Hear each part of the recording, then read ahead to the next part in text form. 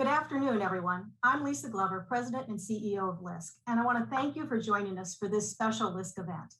Our goal today is to examine the federal policy landscape for community development and to showcase how these policies and programs support our work on the ground. On behalf of all of us at LISC, I'm glad you could be with us here today. I think we can all agree that last year was unprecedented as we, collectively as a country and individually, dealt with a health pandemic, a global recession, and a racial reckoning that was long overdue.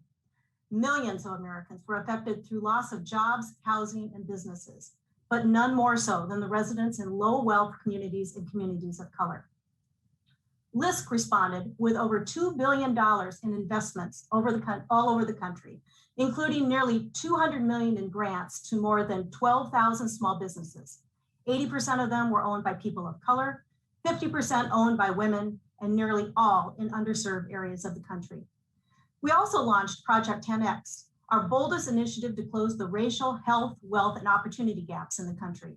It is already having an impact with a range of community investments as well as direct investments in Black-owned banks and real estate developers to help build Black wealth.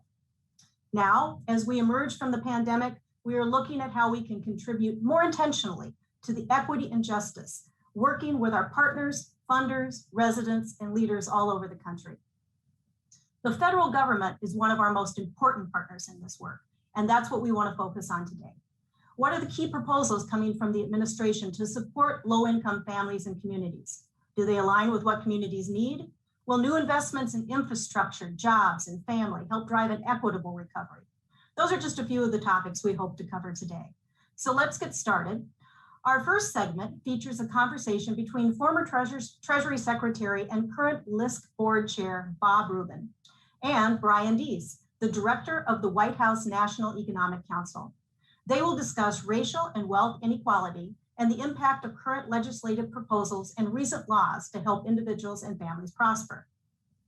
Following that discussion, we'll do a deeper dive with a panel of community development practitioners who understand how federal resources can fuel local organizations so they can provide innovative services to families and communities.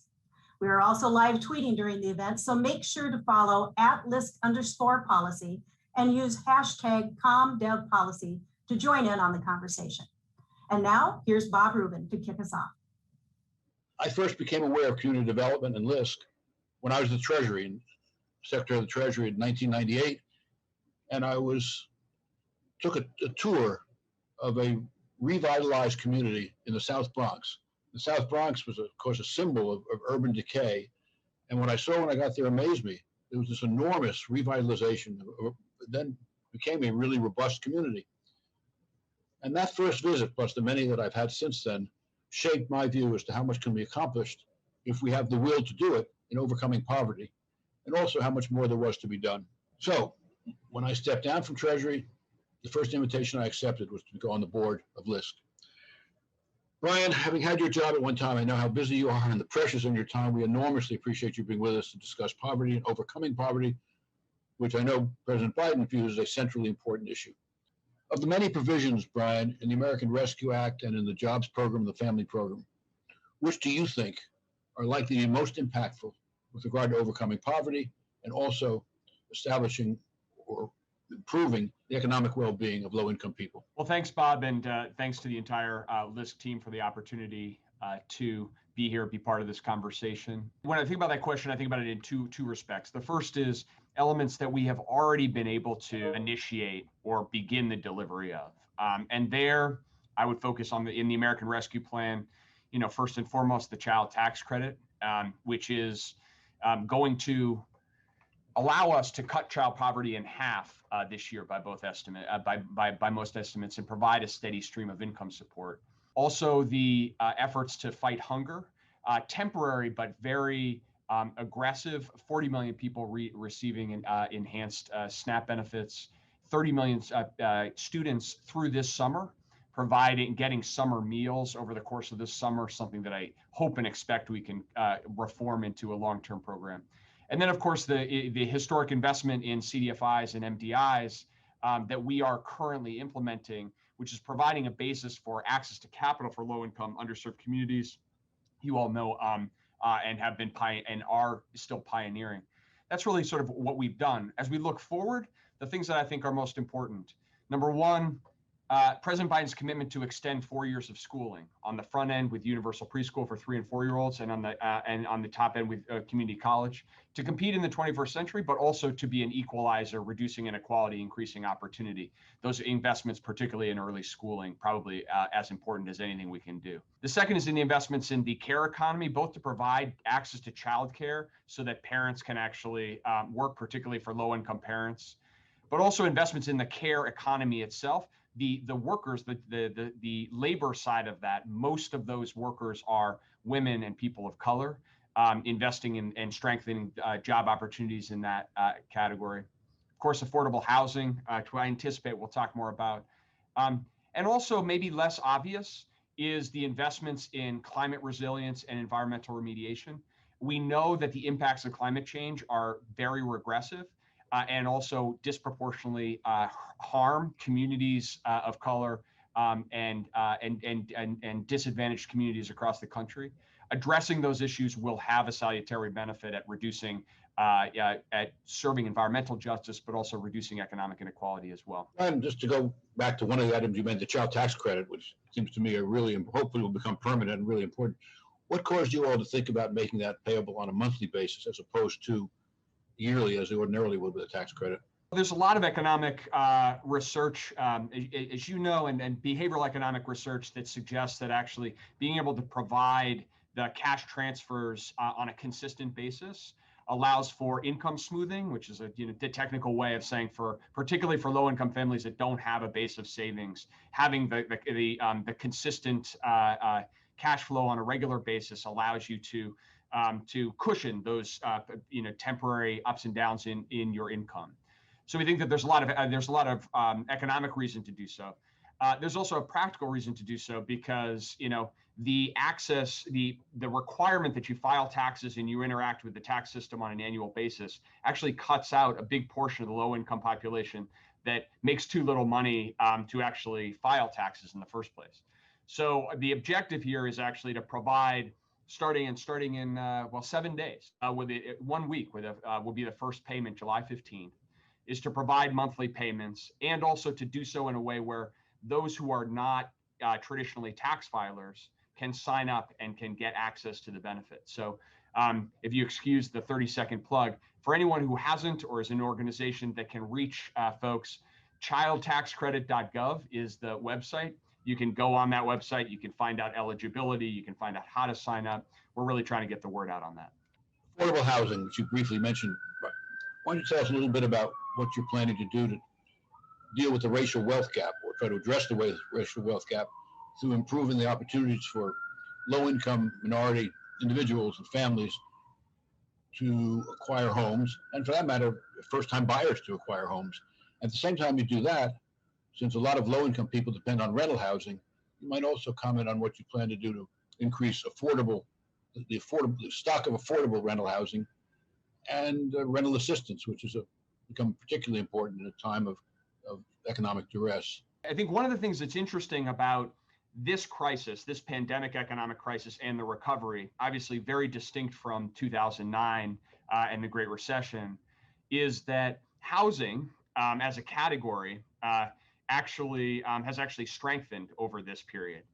The upside of that economically is we're not dealing with the aftermath of a crisis that went at the heart of most families' balance sheets. We're also dealing with a scenario where now we've seen a historic increase in housing prices, which is good for those who own homes, but it exacerbates this core challenge, which you referenced, which is that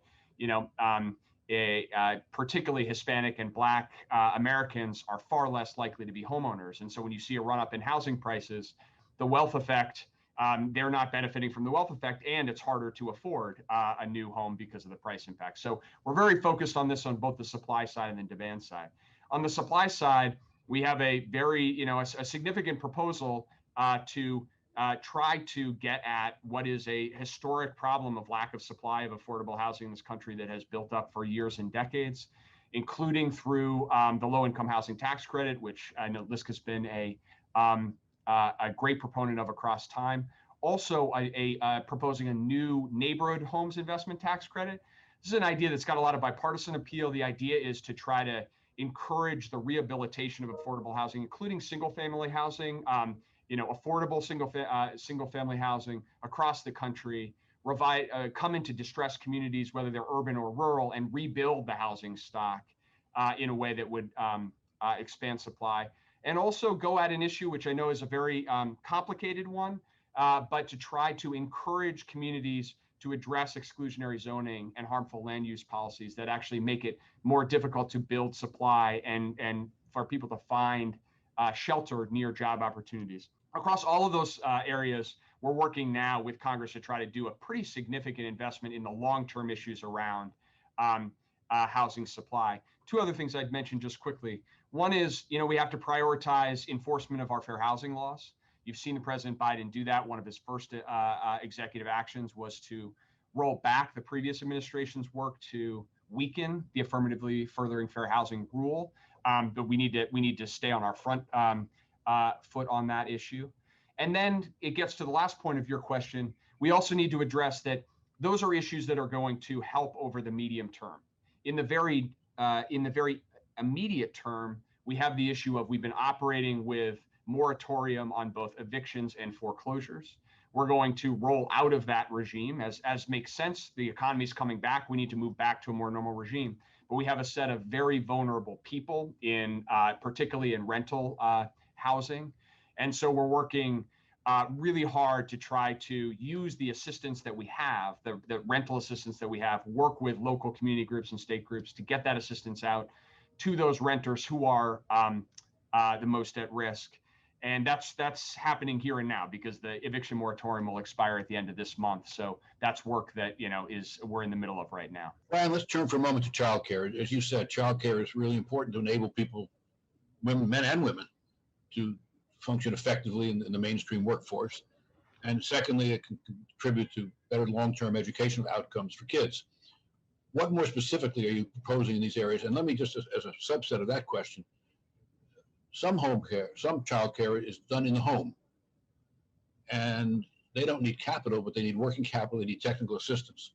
Yep. So what are you doing for those people? So on this one, again, we're trying to think about it on both the supply side and the demand side. So on the supply side, we need to invest more in building out actual childcare slots, whether those are, as you say, institutional and upgrading facilities, building new facilities, because there is in many markets, many areas of the country, there's just a lack of supply of quality childcare. But trying to do that in a way that is flexible and recognizing that a lot of the childcare that occurs, the quality childcare, some of it is institutional, some of it is home-based. So to try to provide direct support to states and to nonprofits to build out the supply of quality childcare. But on the other side, the president made a commitment in the campaign to try to ensure that no family has to pay more than 7% of their income on childcare. And he has a proposal to achieve that through a combination of subsidies and tax credits. That's a core part of the families plan that we're working with Congress to try to enact. But the idea there would be to say that, by leveraging the existing mechanisms, both tax and subsidy that exist today, get to a point where for a family, that is a typical family making $50,000 a year, where they're facing that very difficult choice of the second parent wants to get into the workforce. They need to get into the workforce to earn income, but the cost of childcare is actually prohibitive and it's reducing labor force participation. Having that commitment that they wouldn't have to pay more than 7% of their income in childcare will actually, increase labor force participation. We've seen that in other countries, and we're very committed to trying to get that done this year. My recollection is that one of the strengths that our economy has had over now a long period of time is having a relatively high percentage of women in the workforce, but that reversed more recently. Is the child care proposal directed at trying to regain the strength of what I would call that economic advantage for the country? Your diagnosis is exactly right. We saw historic progress in women's labor force participation. The rate of increase is declined somewhat across time as we get closer to parity between men and women. And then this crisis just had a devastating impact on women's labor force, parents' labor force participation, women's labor force participation. I would say underneath that too, particularly devastating for Black and Hispanic mothers.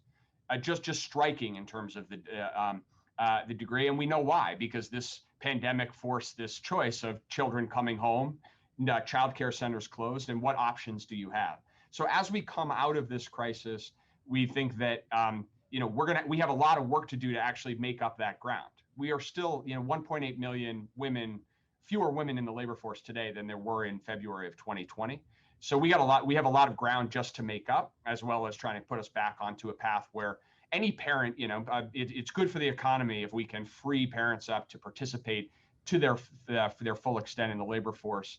And a lot of these proposals are geared exactly at that, trying to get at that problem. I remember at the beginning of our administration, now quite a while ago, one of the first things we did in this whole area of overcoming poverty and low-income workers and so forth was the empowerment zones.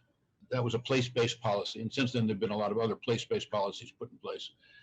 Are you all focused on place-based federal policy, on improving the existing policies, putting new ones in place?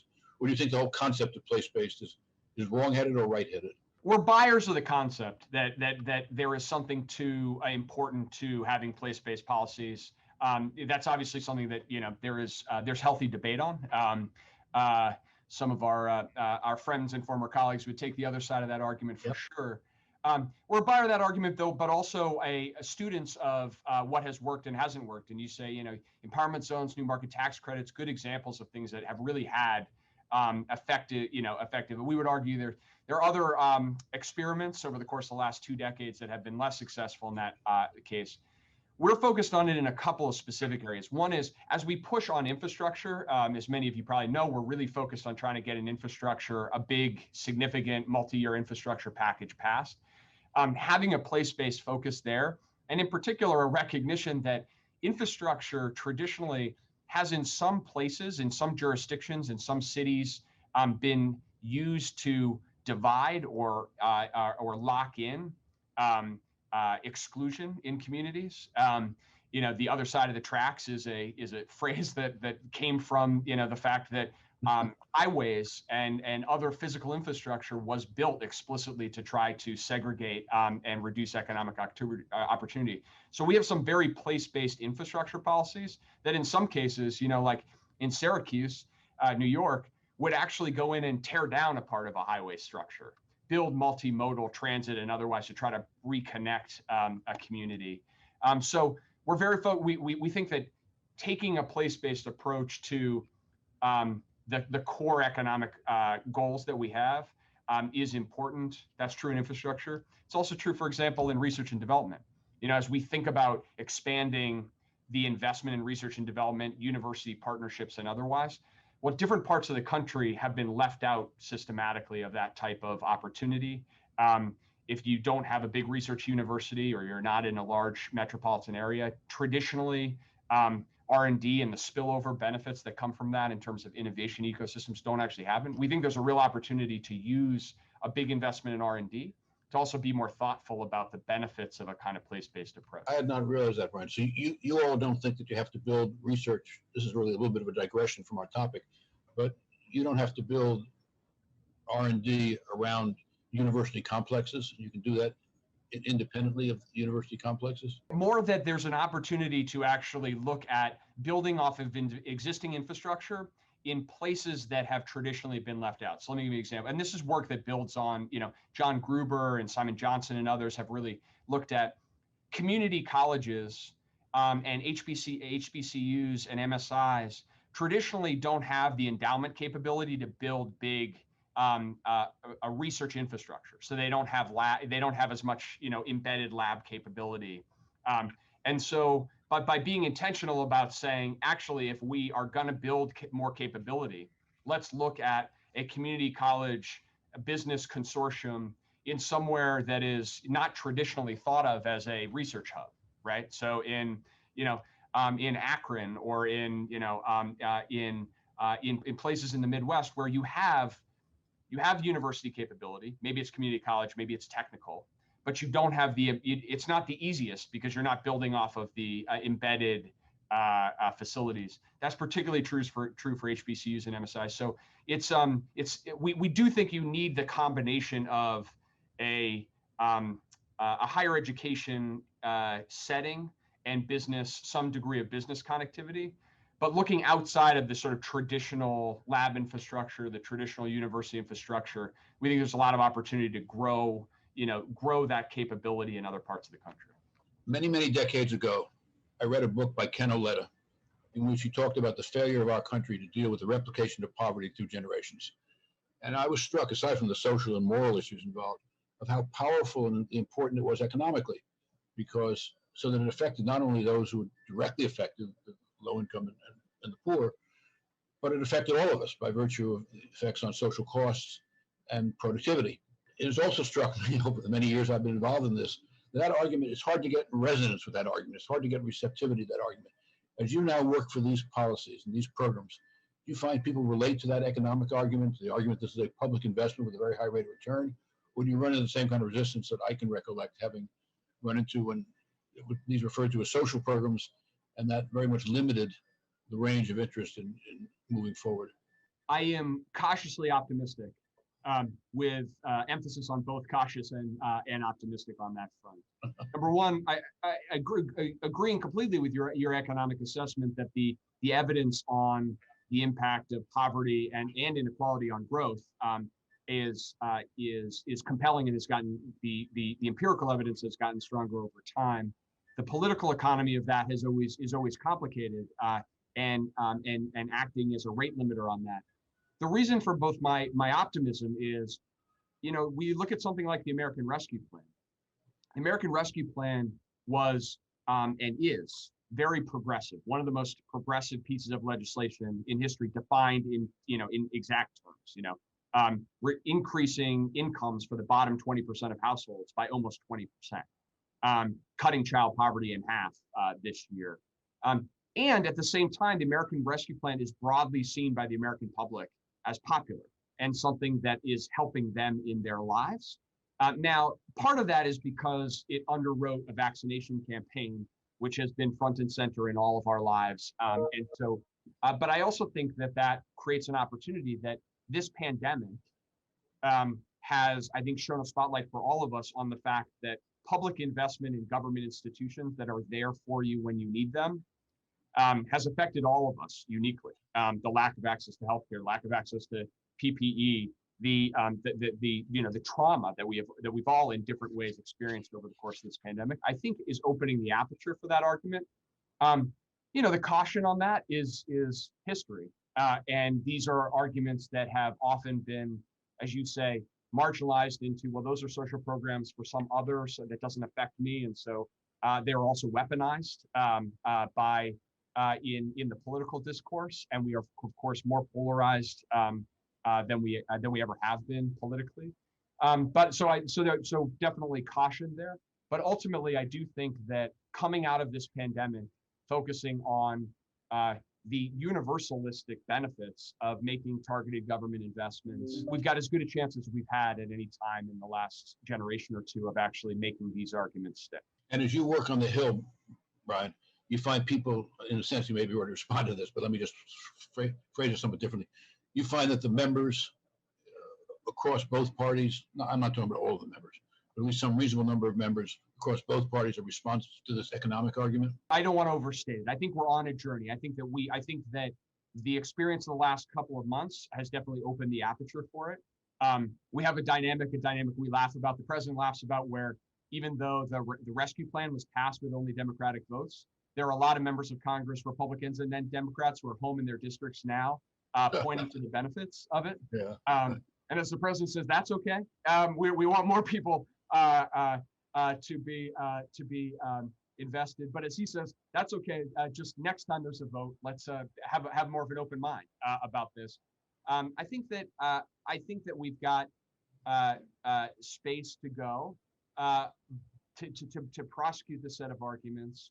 But I also think that I can't overestimate how important it is for groups like LISC, those who you bring together in convening, are in continuing to demonstrate that the case for why tackling these issues of poverty and of of economic opportunity and inequality are good for growth.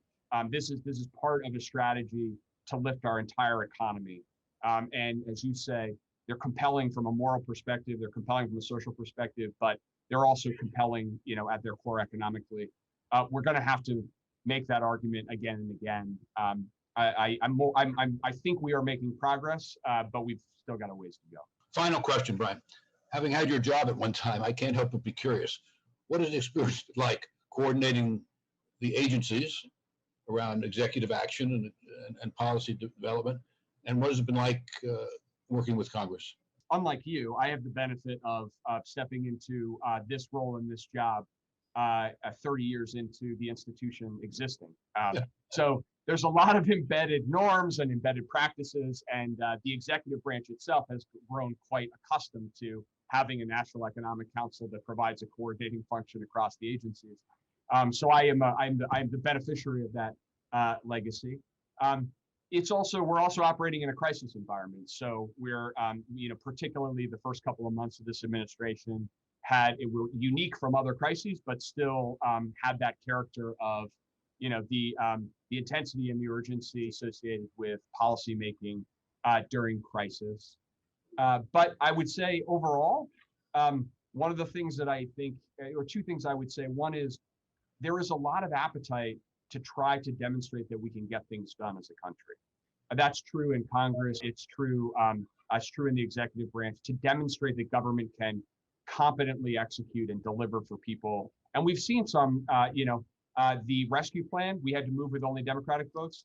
We just moved a really important competition bill that would make historic investments in research and development on a bipartisan basis through the Senate. And we have a bipartisan infrastructure framework that we're trying to move forward. So I think we're going to see the ability to do some things in a bipartisan way, the need to do some things with only Democrats. But there's a sense in which we can get things done. And the last thing I would say is there's also a sense in which demonstrating that we can get these things done that the stakes are higher than just what the particular policy outcome is. If we think about it, it's in a global environment after the last 4 or 5 years and the threats and the diminution of the view of the United States as a leader economically and a leader diplomatically, the rise of not just China but other of our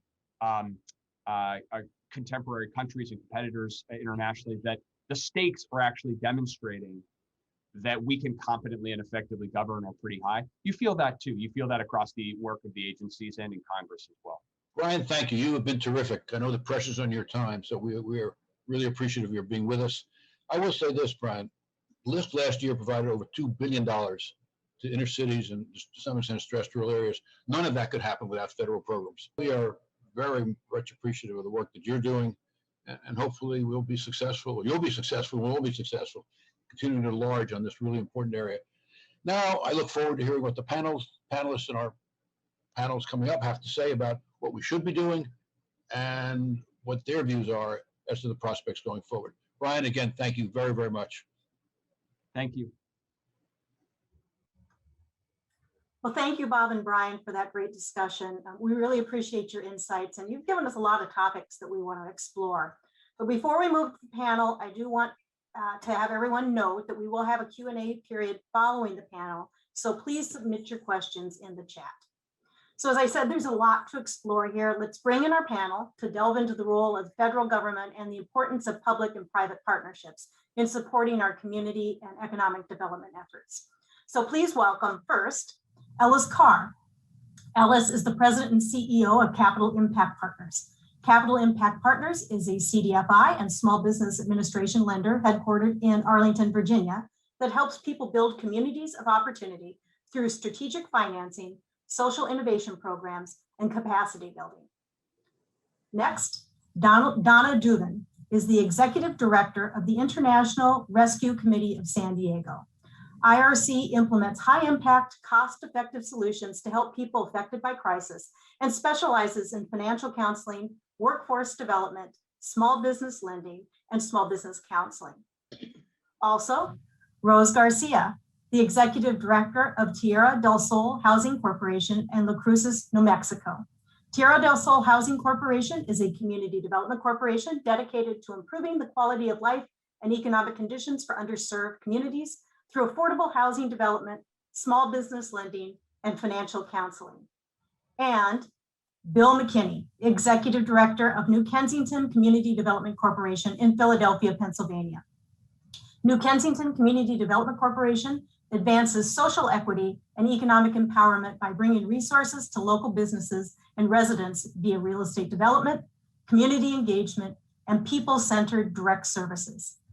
We are also joined by LISC Senior Vice President for Policy, Matt Josephs, who will help navigate any federal policy-related questions. So welcome, Ellis, Donna, Rose, Bill, and Matt. So let's get started. So first of all, I'd like for each of you to briefly introduce yourselves and tell us about your organization, but also share with us your biggest takeaway from the conversation that you just heard between Bob Rubin and Brian Deese. And so Ellis, let's start with you. Great, thank you, Lisa, and it's a pleasure to be with you all today. Good afternoon again. My name is Ellis Carr, and I'm President and CEO of Capital Impact Partners and CDC Small Business Finance. Capital Impact and CDC recently announced that we'll be combining to realize a vision that we couldn't achieve individually, to transform how capital investment flow into underestimated communities. And our goal, which is an ambitious one, is to become a tech-enabled financial services organization that stands with communities, provide holistic solutions that supports the creation of jobs, wealth, affordable housing, and key essential services that all communities need across the country. So since the inception of both of our organizations, we've invested about $24 billion in businesses and communities across the country, and more to come. I would say that one of the key headlines that I would say that I heard from the conversation that I'd like to lift up is just how intentional the administration is being right now around addressing the racial wealth gap, with specific investments on the supply and the demand side, in areas that CDFIs and community-led organizations have been working at for a long, long time. Areas like affordable housing, affordable home ownership, childcare, and the like. So really happy to hear that, and am interested in finding ways for us and other organizations, mission-driven organizations, to really help support the administration's agenda. All right, thanks, Ellis. Let's go to Bill. Hi, everyone. My name is Bill McKinnon, and I am the Executive Director of the New Kensington Community Development Corporation. We are a community development corporation based in Philadelphia, and in particular in a community called Kensington. Our work is pretty broad in what we do, but we're really focused on advancing social equity and economic empowerment, and really making sure that residents have the opportunity to actively shape the neighborhoods of choice for them. We want to keep people in their neighborhoods of choice, and we want to improve the conditions of this neighborhood for them to benefit from. So that's really what we deal with, and I think that would sort of lead right into some of the things that stuck out for me in the conversation before. There was a number of different pieces that we're looking at. Things are really connected with, I would say, the social safety net, whether it's the impact of the need for emergency food, tax credits, and so forth. But I would also really want to lift up the realization of what's coming out of this pandemic is really seeing the decrease in labor force participation by women of color. And the impact of that on any sort of revitalization efforts within any community, and how we need to continue to identify and address that. Great, thanks, Bill. Donna. Hi, everyone. Very pleased to be able to join you here this afternoon in San Diego. I am the Executive Director with the International Rescue Committee here in San Diego. Our organization is a part of a global organization serving people in 40 different countries, especially people who have been displaced by war, by violence and persecution. Our role here in the US, as it is for 26 offices of the IRC in the US, first and foremost was to welcome and resettle refugees who are provided to us or aligned with us by the US State Department for resettlement here in the US. We're a holistic service provider providing for all of their various needs over time. And our work has really grown over the years to be quite comprehensive in scope. And we now serve about 8,000 people who are refugees, asylees, asylum seekers, immigrants, and actually members of the broader community who might fall into a lower economic category, to help them to access the important services that enable them to be self-sufficient. Here in San Diego, I would say that 60% of our funding comes from the federal government. And we're very happy to be a very strong partner with LISC in serving the local community and our clients. And I think the thing that most resonated for me in the interview that was done was just how comprehensive the policy changes and the resources are likely to be under the Biden administration. It's certainly heartening to hear after some very difficult years, I think, when humanitarian services were not comprehensively included in many of the policy decisions. And here in San Diego, probably no big surprise, it being a part of California, one of our greatest concerns is with fair and affordable housing. So I'm especially heartened to hear that there are measures, plans, and resources being put towards those efforts. Great, thanks, Donna. Rose, how about you? Yes, and I'm Rose Garcia, Executive Director of Tierra del Sol Housing Corporation, and I work in New Mexico and West Texas, along the border of United States and Mexico. It's a very dynamic part of the country, very high profile currently, as well as the organization that I operate is a nonprofit affordable housing organization that develops homes through organizing families into work groups. And they work on this mutual self-help housing program where they build each other's homes through our supervision. The board of directors were originally created by a group of agricultural workers and faith-based members and county commissioner.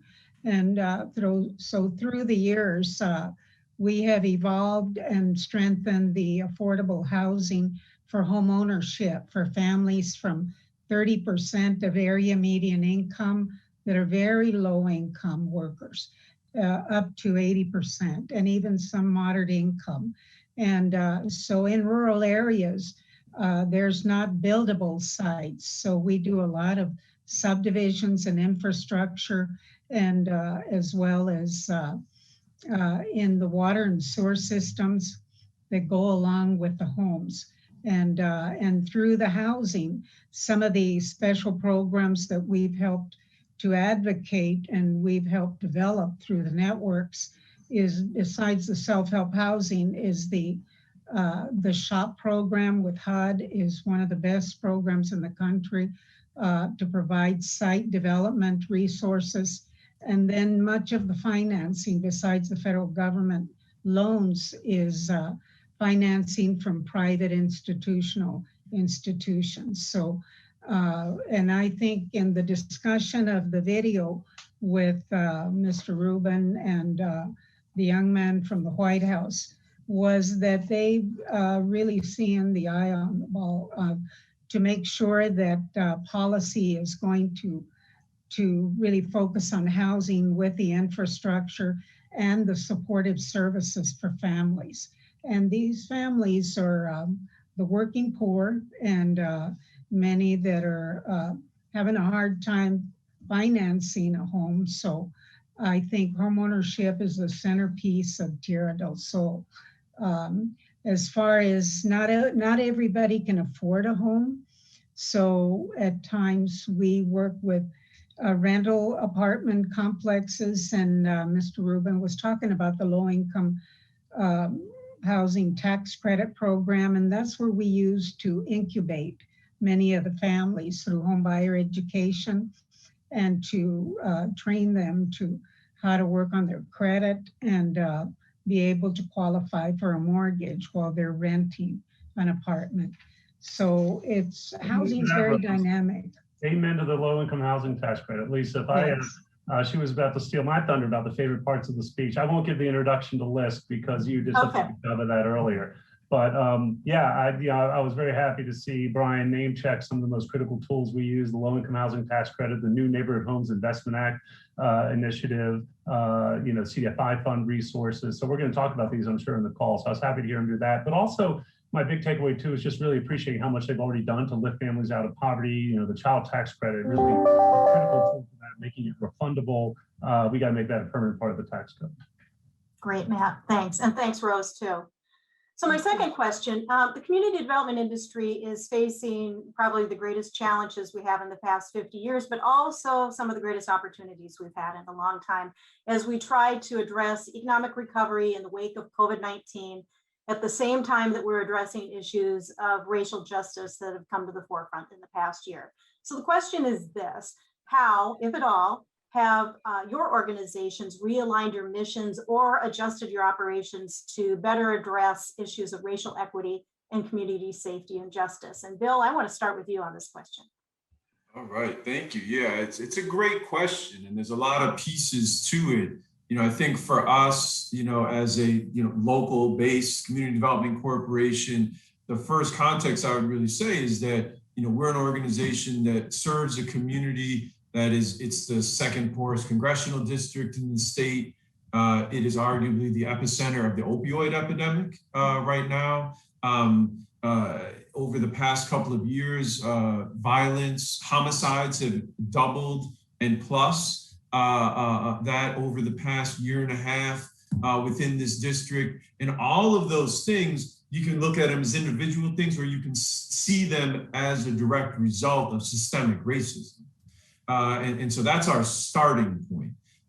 The pandemic comes in, and so now you have a situation that all of those things that I just described were amplified, and you have a pandemic sitting on top of a series of epidemics. And that's really sort of where we're looking at a lot of different things. When we look at over the past year or so, and then you see America really going through its sort of racial reckoning in a lot of different ways, and it manifests in a lot of different ways in a lot of different parts of the country. But for us, it literally led to our main district, our main corridors being on fire, businesses shutting down. And so you have a community that was already sort of hanging by a thread, completely sort of falling off the cliff in a lot of different ways. And so where does that leave us? We're rebuilding. We're literally rebuilding right now. We haven't changed our mission, but we've adjusted on how we're going to do it. And for an organization that at the time we were not looking at getting into different types of acquisition, doing a lot of really from the ground up business development and so forth. But now we're in a situation that that's something that we need to be involved with. We're an organization that I would also say, we're well positioned in that we're an organization that centers trauma-informed care. We center racial equity. So we have those foundational pieces, which is what we all know will lead to the greatest success with this work. But we also face, the challenges of a lack of access to capital that we need to address things at the level, that we need to address them, which is almost a level of a Marshall Plan, a type of situation out here. So, I think that this is a really exciting conversation for me and to be with everyone who's here, because we're at this incredibly important stage and this incredibly important moment of working with our community to figure out how to go forward. And all of these different programs that exist at the federal level are critical to where we're going, as well as different partnerships with the private industry as well. So Bill, you really resonated when you said it's a pandemic on top of epidemics. That resonated with me. Any of our other panelists, you want to weigh in on that question? Sure, I'll weigh in. And I think that, I'll weigh in really quickly. I think we changed pretty dramatically as well. I think a lot of this work around our racial equity and developing one and operationalizing it started pre-pandemic. And I think while we didn't change our mission and our vision, we did adopt a racial equity kind of vision statement that really spoke to addressing kind of the barriers that prevent intergenerational wealth in communities of color specifically. And that actually had us rethink the how and the what that we did. So we went from lending through a sector-based lens to being more community place-based focused, really engaging CDC, and which actually led to the combination with CDC, the development of new products and offerings. We're bringing equity and other forms of capital to the market because we know that historically communities of color don't have the equity capital to really be able to invest back in communities, and we need to be positioning ourselves to really support communities in that way. Great, thanks, Ellis. Anyone else, Donna? Yeah, I'll go ahead and jump in. I really love this topic and especially appreciate the presenters who have already spoken about how racial equity has changed up their work. I think with the IRC, obviously our mission is founded on serving and supporting people who come from various different racial and ethnic backgrounds. So I think we've always felt that we did a pretty good job in that arena. In recent years, we have been more focused, I think, on gender equity and making sure that women and girls had the same outcomes in our service delivery as men and boys. But I would say that over the last couple of years of COVID and certainly the recent events and the critical conversations that have ensued, we've taken a really critical look back at the work that we're doing. And quite honestly, we are looking at everything we do from start to finish through a very different lens today than we did yesterday. And that means everything from involving the people that we serve in the actual design of the programs that are going to be delivered, to making sure that that even for our own internal processes, that we are clearly elevating people of color to be in positions of power so that they too can contribute to the solutions that we're providing. And so I think it's being looked at quite differently today in a very serious manner. And it's one that I think is the beginning of a very long journey that we hope to stay very focused on for better outcomes in the future. Great. Thanks, Donna. Thanks for that. So let's move to the next question. So we know we're experiencing a crisis in affordable housing. So not only in the availability of affordable rental housing for low and very low income residents, but also there's the growing home ownership gap that exists between white homeowners and homeowners of color. So I'd like for each of you to comment on some of the challenges that you're seeing for both the development of multifamily rental housing and home ownership housing, as well as challenges that you're seeing in supporting first-time and minority home buyers with things like education and down payment assistance. And then think about and comment on what are the federal resources that are most important for your work in this area. So Rose, I know you're very passionate about affordable housing. Why don't you start us off?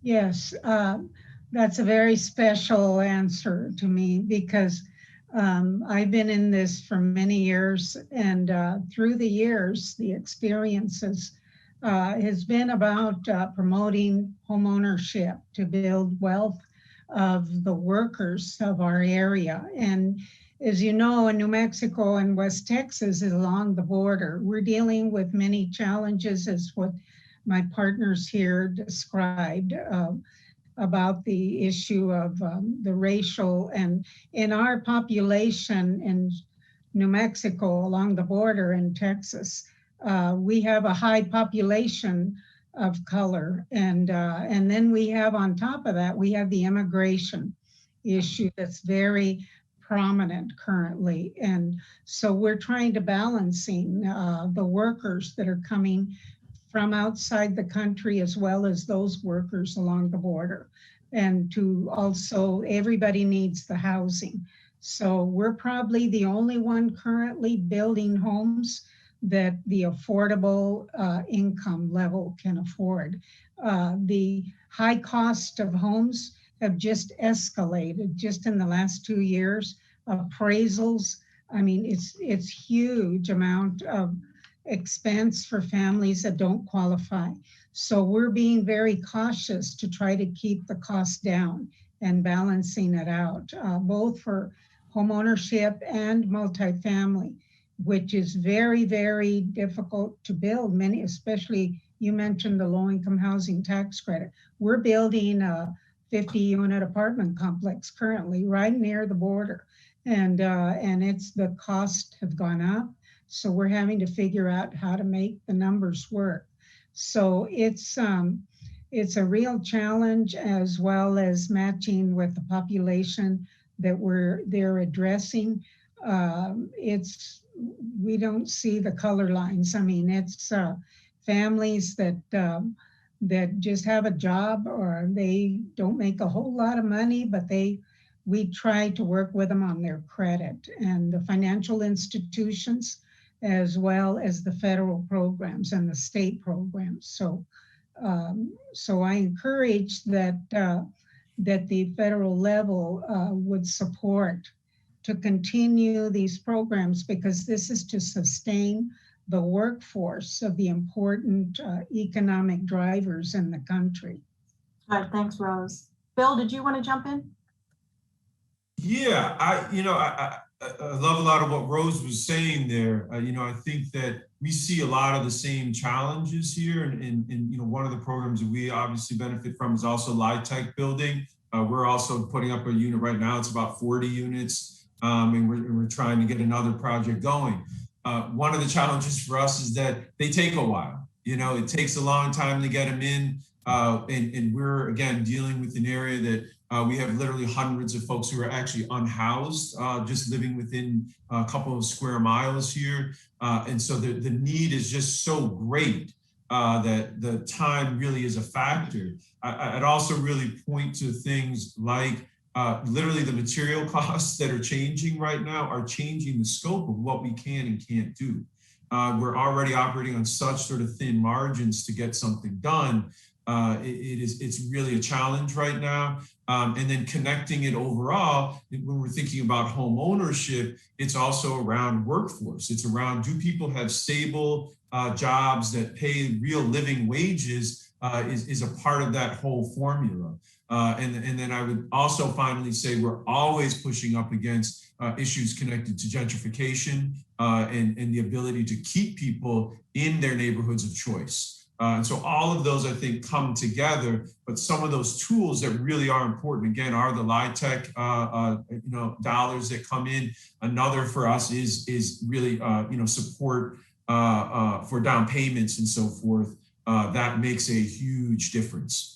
All right, thanks, Bill. I want to stay with this topic, but I want to add another layer in too as we continue the discussion. So tell me, how concerned are you about the potential wave of evictions, given that the federal moratorium on evictions is set to expire at the end of this month? And we also know that many states are lagging in the delivery of the rental assistance that came out with the COVID recovery bills. Add that layer into this conversation. Lisa, I'll go ahead and jump in. I think from the perspective of the IRC, we work with people every day that are very concerned about the future of their families in being able to stay in their homes, especially as the eviction period is being lifted. It's when you're branded to the country, you're branded to the culture, you have very few resources to work with. You're frontline workers, and in some cases you've just gotten a job, then been laid off because of COVID, and then tried to get another job and laid off again, or tried to go for benefits that they don't qualify for.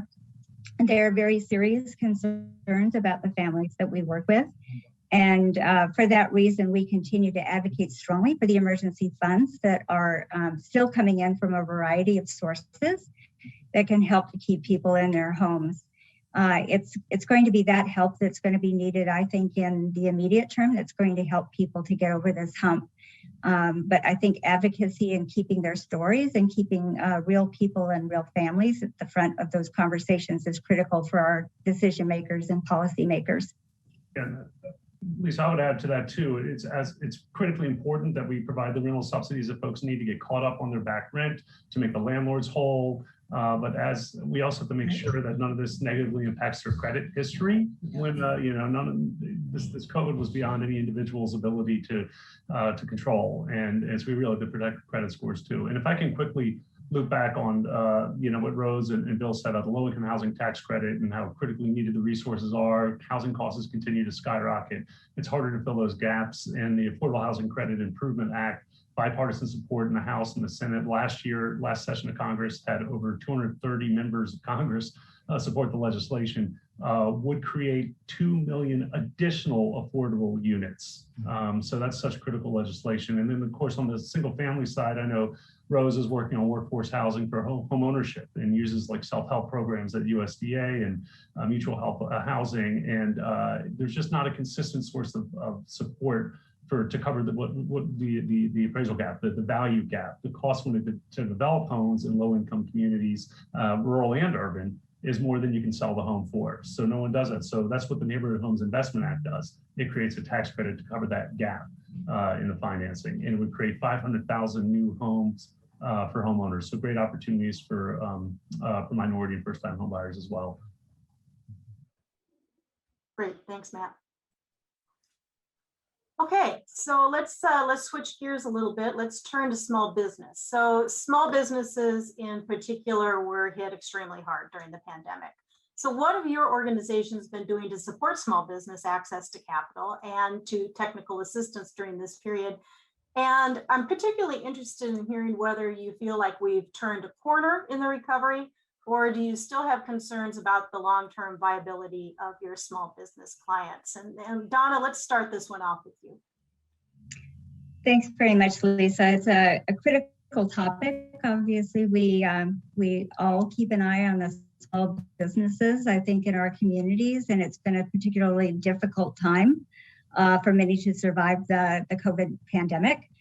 Here in San Diego, I'm very proud to say that we have a very comprehensive Center for Financial Opportunity that we've been running for years with many CDFI offerings as a part of that.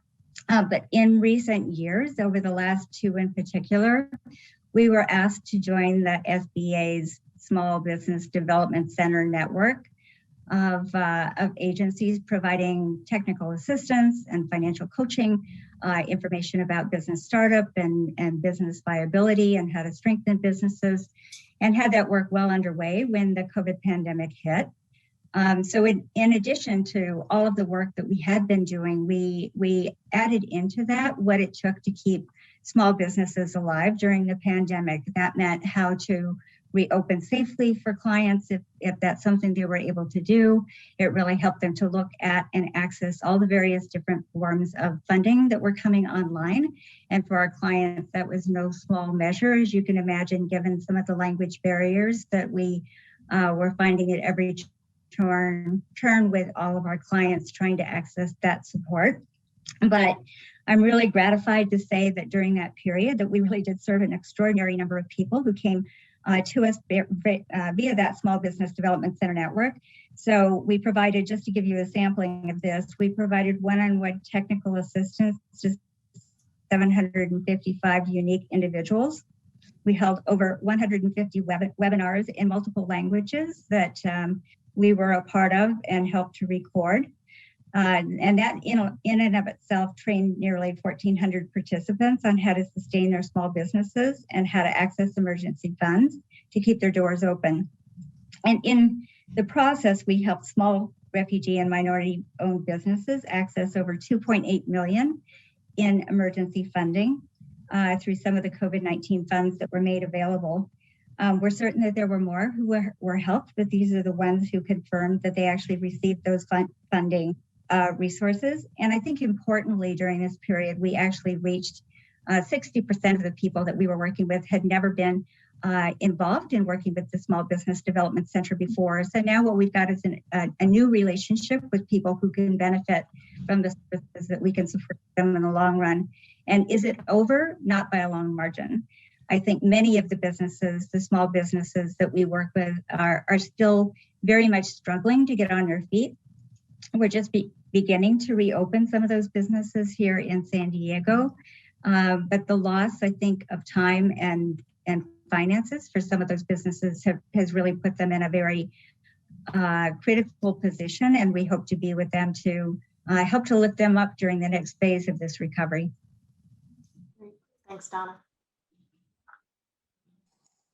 Ellis? Sure.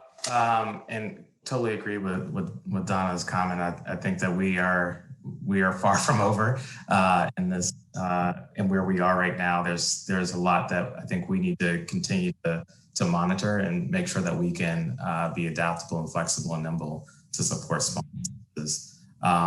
Similarly, we were pretty busy over the last 18 months. We were one of the leading participants in PPP funding.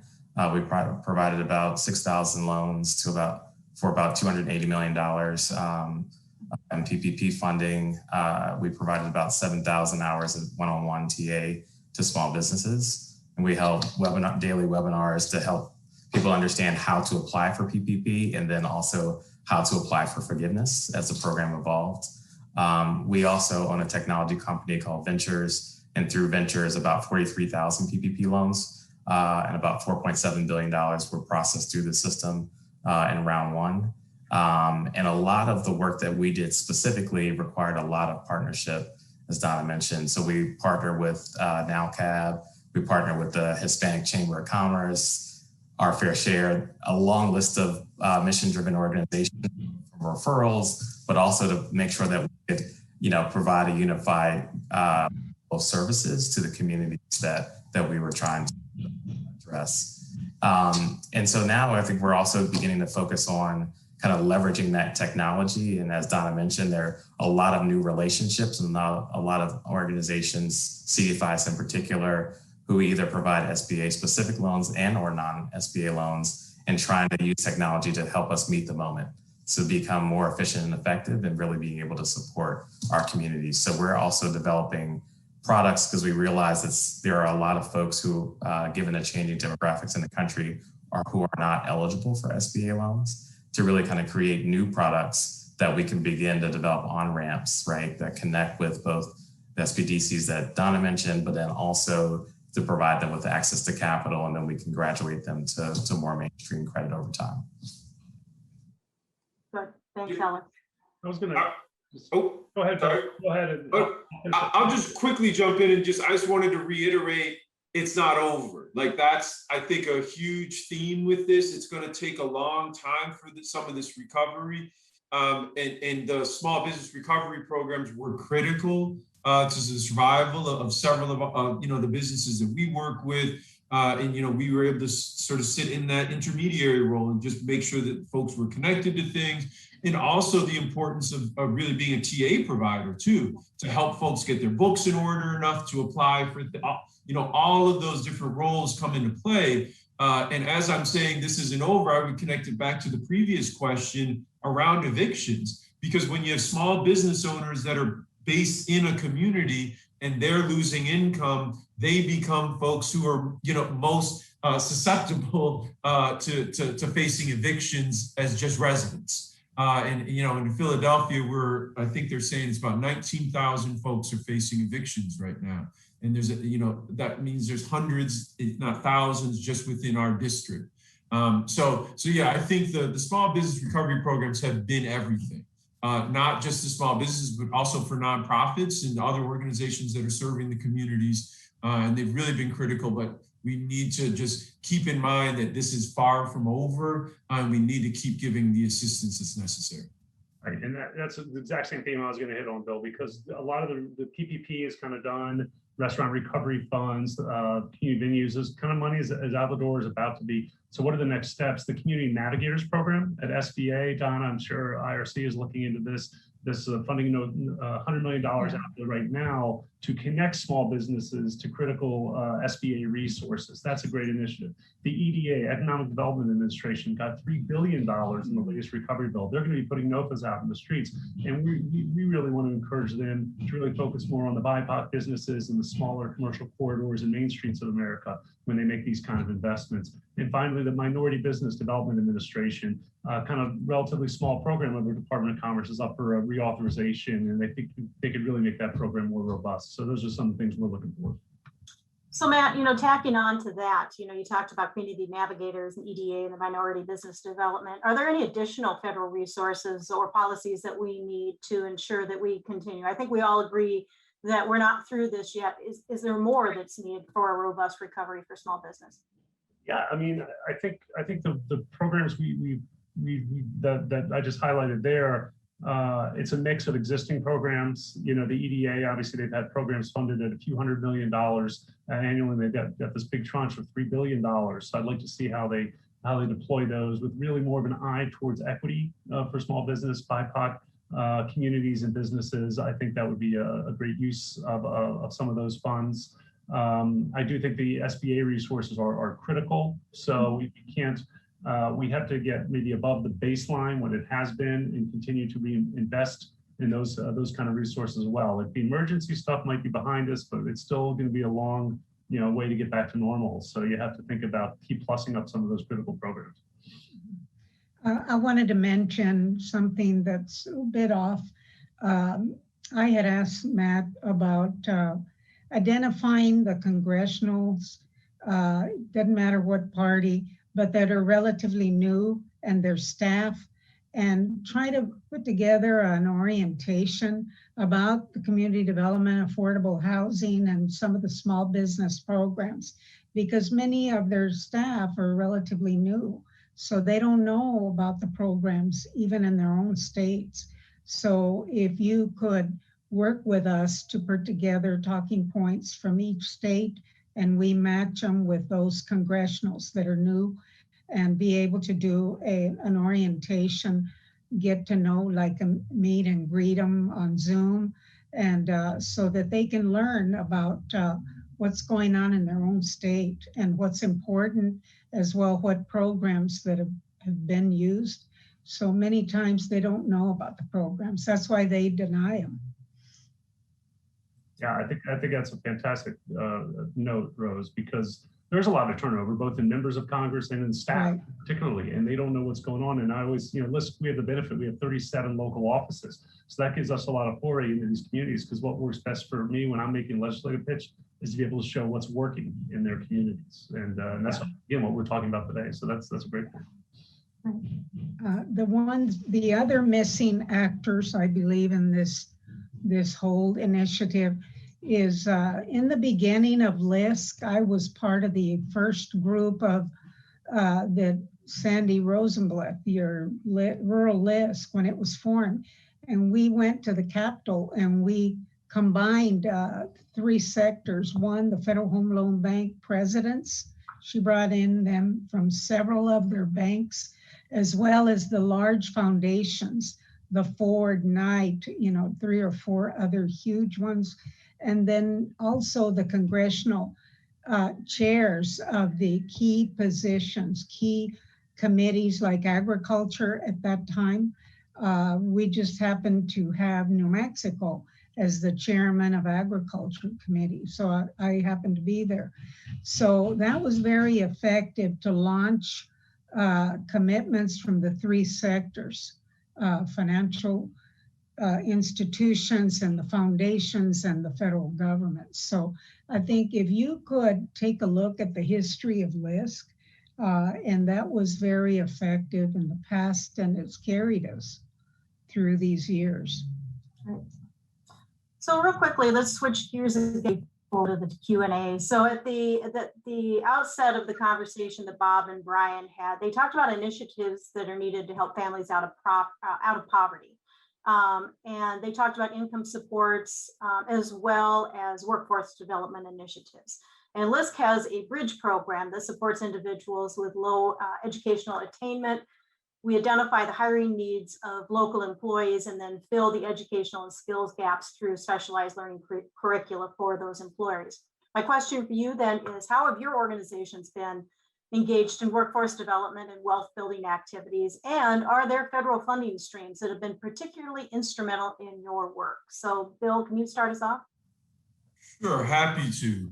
I think I think of a question like this, and I just start with the connection of like stable housing, workforce development, and wealth building. You know, that all of those pieces work together and they all have to be operating. So even going back to previous questions and where some of our efforts are, making sure that we have a strong housing counseling, for instance, allows people to maintain their jobs and allows them then to work towards building some sort of wealth within their families or their homes. One thing in particular for us has been we've been involved in developing a community health workers program that's a part of the health empowerment zone here. It was interesting because in the conversation to start this, Bob and Brian were talking about sort of place-based versus more general things. And, I am someone who subscribes to some concepts around targeted universalism and so forth, and those ideas around how we have to sometimes look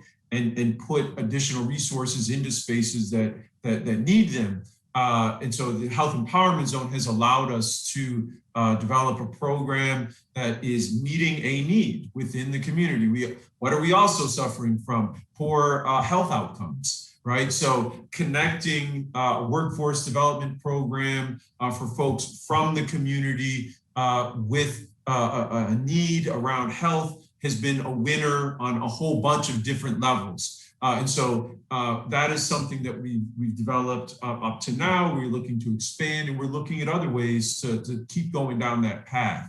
And I know for our local LISC also, they're working with community connectors in general and community health workers. And I think that is an important way forward for all of us.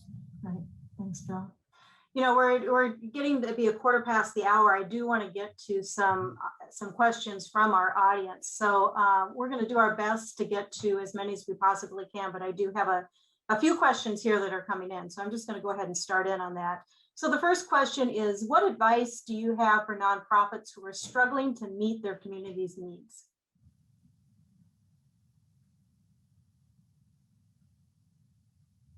Anyone want to take that one? That's a great question. I think we probably all feel that in some way because the needs are so vast. The first thing that comes to mind is partnership and collaboration.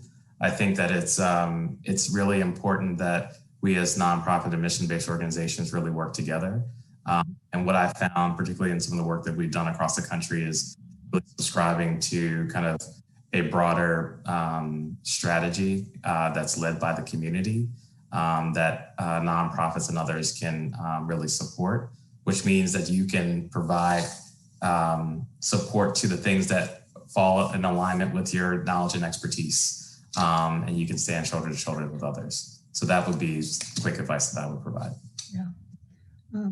I'd get right with that, and I would just back that up just by saying, when we say needs, the closer relationship we have with the community, needs shift.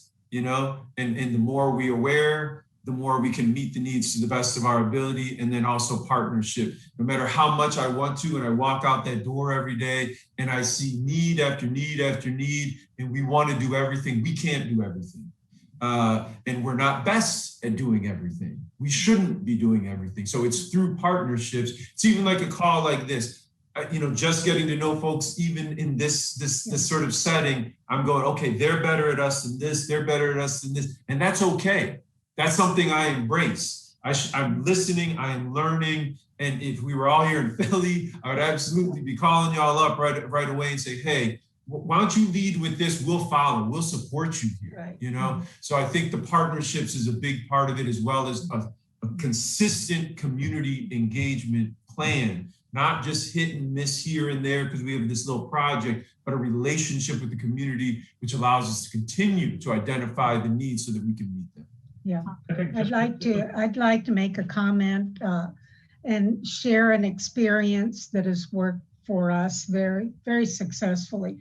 And that's the advent of creating the consortiums or collaborations of working with our strengths rather than the needs, but look at what are we stronger at doing, and then we share with other organizations in our state as well as other states surrounding us. And so through about 10, 15 years, we have created these consortiums to leverage resources and one of us be a fiscal agent, and we share the money, we distribute it, and then we do the same production in multiple states. And so we've done, right now we have half a dozen consortiums, and the largest that we've done has been 8 states with 13 organizations. And that has been significantly effective all the way back to 2008 during the financial crisis. We had to act quickly in an emergency, and so we improvised, and that worked really well for all of us. And so we learned from it, we continue doing it, because each one of us individually are too small to take care of such a huge area and the number of population. So that's the way that we can cover a large area. Great. Thanks, Rose. That's very insightful. Matt, did you have say something? Yeah, I was going to very quickly piggyback on one of Bill's points, because this is what we say at LISC all the time, is that the CDCs are being asked to do so much more in their communities. You know, maybe it was once about housing, but now it could be around community safety, it could be around small business and ecosystem building. So just to have capacity building resources for the CDCs, whether it's a Section 4 capacity building program at HUD or RCBI, which is a USDA program that supports those kind of needs, or using more home dollars to support the capacity building needs, I think is critical. Great. Okay, so the next question. Our rent is now becoming an increasing large part of our total expenses. Rent keeps going up as well as housing prices. What are plans to combat this problem for the average worker? Well, from our side, what's been very successful has been for the home buyers to participate as a contributed labor to reduce the cost of their home. And so they will save up to $30,000. That's very significant these days. And so I think if families are required their portion, they will do it. They're more than glad to do it. I think you've talked about the importance of the rental subsidies earlier. So the $46 billion that was put out for the emergency relief, you know, to cover back is critical, but so too is new vouchers, you know, housing vouchers for families. So they're paying no more than 30% of their income in rent, and they can use the other funding to, you know, support their own family's growth and economic development. And I feel like I think the administration has called, or Congress, the bill that passed a subcommittee yesterday had 125,000 new vouchers in that bill. So both for tenant, for family-based vouchers, also for project-based vouchers, I think is critical. Okay. Here's something a little bit different. So with greater recognition of the role of technology in supporting small businesses, what do we need to do to support small businesses by bridging the digital divide and leveraging the power of responsible tech platforms? So I'll go ahead and jump into that question. I think, you know, certainly the pandemic brought home in a very real way for all of us at the IRC how very real that digital divide is.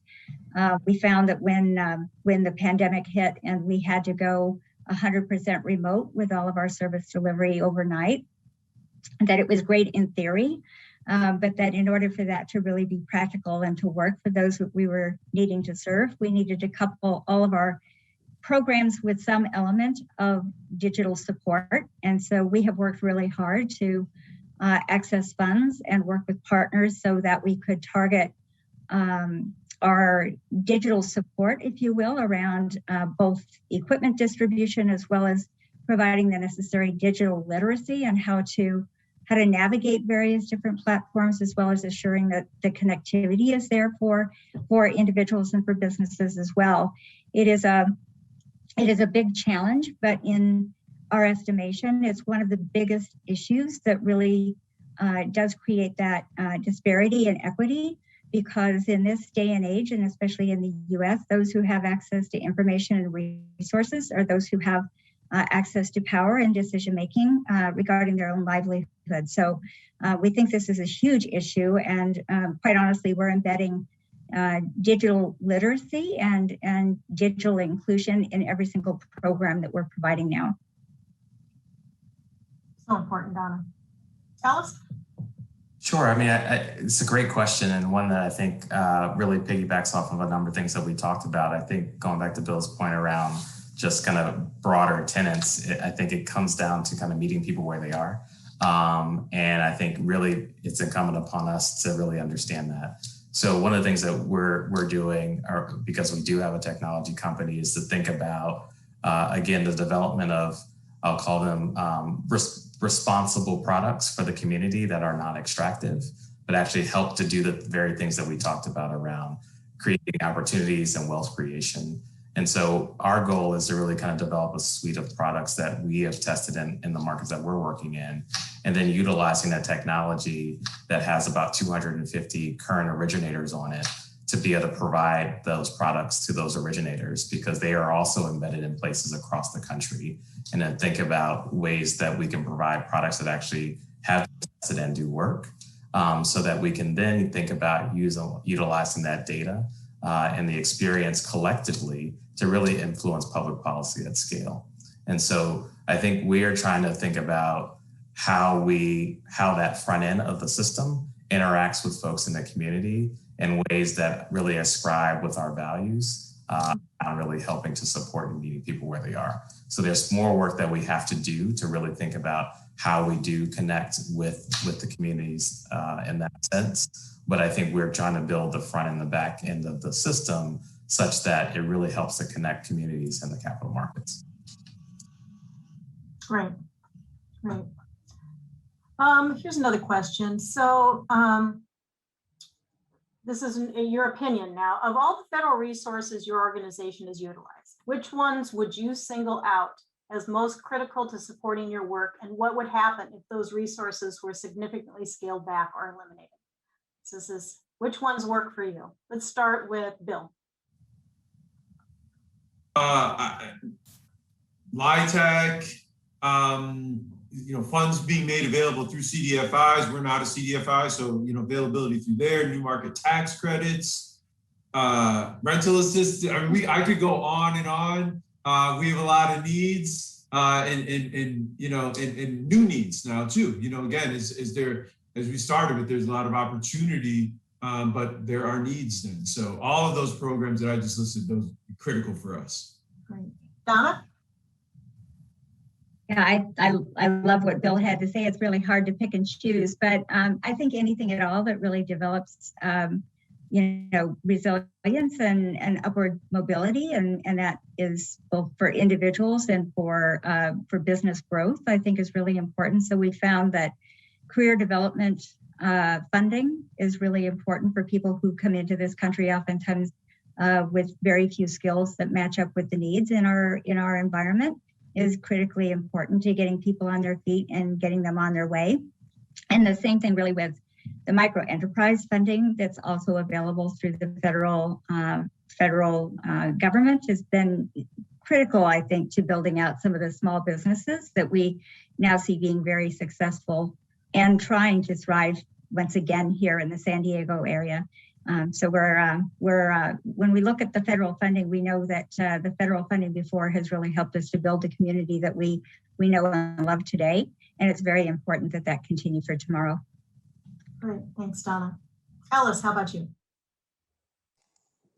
I agree with Bill and Donna. It's hard to choose. I think if I had to choose one, I would probably say the CDFI Fund Awards, particularly because, again, as we go back to say, and Bill mentioned this, the needs of communities change, and to have flexible dollars to be able to react to those changes in communities is imperative. So, I'm a staunch believer that we need to continue to advocate for more money to the CDFI fund. $1 billion sounds great. And I think it would really be helpful, particularly it's hard to say post-COVID era because we're not there yet, but in the state that we are in today, that we need resources to really be able to respond to how communities are impacted.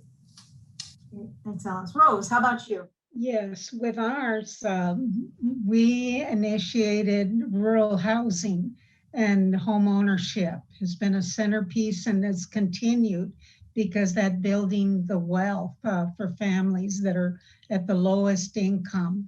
And so they have equity in a home that they own, that they help build. And so it carries them for generations. But not only the rural housing with U.S. Department of Agriculture, as well as HUD is a companion, because the SHOP program provides the resources to build the sites. And those two programs go together and then the mortgage programs with it. So I think that's a good package to be able to offer the families that are low income to access a new home. Excellent. So Matt, on behalf of LISC, how would you answer that? I think we've touched on it. Bill must have taken my notes, because he was saying the same things I would. Low income housing tax credits, new market tax credits on the tax side, that new neighborhood homes investment act critical. Let's do for single family housing in distressed communities what we've been doing for rental housing for low income families. That's critical. I mentioned earlier the Section 4 capacity building program at HUD to really build capacity of nonprofits to expand their work on the ground. The one name check we haven't heard yet, I'll just throw out there, and it's kind of related to the CDFI fund, is the Capital Magnet Fund. So this is a housing specific initiative, and it's actually funded by Fannie and Freddie through assessments that they pay, just very small amounts that go towards affordable housing. So it's available to CDFIs, to nonprofits, administered by the CDFI fund. That's been a critical program as well to build new affordable housing. Thanks, Matt. Well, I can't believe it, but we are at the end of our time at this point. So I want to thank all of you panelists for sharing your perspectives as practitioners and as policymakers that are engaged in this work. LISC could not carry out our efforts without our partner organizations like those that are represented here today. And I really do want to thank you for sharing your insights and the solutions that you have. This afternoon's discussion has provided many ideas on how we can work together to bridge the opportunity gap and catalyze opportunity for all. And I know we are all hopeful and optimistic about what we can achieve together. For more information about LISC's policy priorities and proposals for 2021 and our 10X program and other initiatives, I encourage you to visit our website at www.lisc.org. And again, I want to thank you for joining our discussion today. Have a wonderful rest of the day. Thank you, Lisa.